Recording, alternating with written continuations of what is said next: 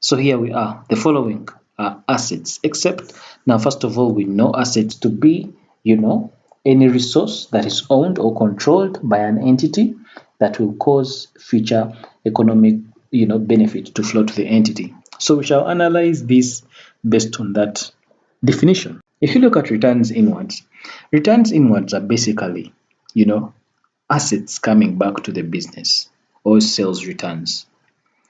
So are they, so meaning that this is more like these are assets coming back to the firm. Then we have prepaid insurance.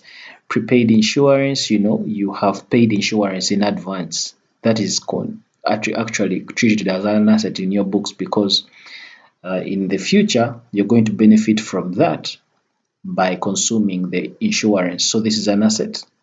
Unused stationery, like unused supplies, these are also assets in the firm.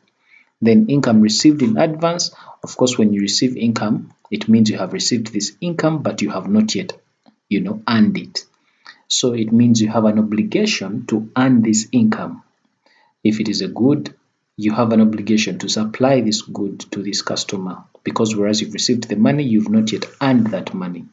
And so that means this is a liability to that customer.